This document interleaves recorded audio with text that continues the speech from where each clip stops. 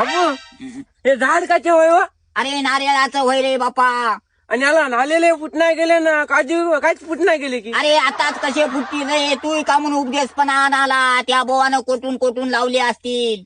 याला नालेलं फुटले मला नालेलं पाणी पिवट आलं फुटते तो.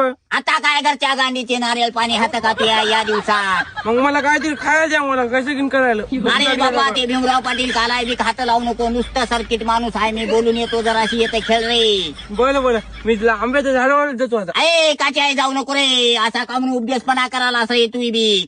भीमराव पाटलाला तरी बोलून येऊ काय की, लहानपणापासून दोस्ताना आमचा लईच आहे रे बापा. देवरा कस काय येणे केलं रे बाबा, या बसा. पप्पा भीमराव पाटील हिनं गेली तसं आऊच्या हातात कारभार गेला, बिडी भेटना झाली, काडी भेटना झाली, काय करावं काय नाही हो. घरोघरी तेच बरा, ऐकिना गेले तेच बरा. पप्पा काय करावं काय नाही.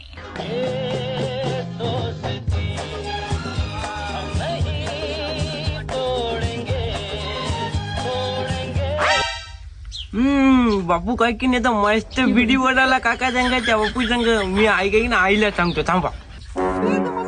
आई काय केलेली काय की ते बापून ते असे बिडी फुल फुल फुकायले दुपट काढले येतच होत बसले लिंबाच्या झाला.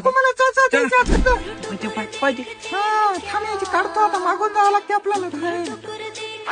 तू त्या भीमराव पाटलाला धर, मी आपल्या ठिरड्याला बघतो काय ते याचं. हो धरू पकडले आई पकडले. घर सोडून हे करणं करायला आई बापा बापा संडास ये ना गेलती रे.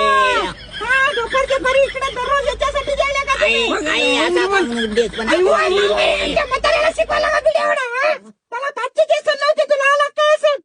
निघून जाऊन काय रे बापा, इतकं लागते रे बापा.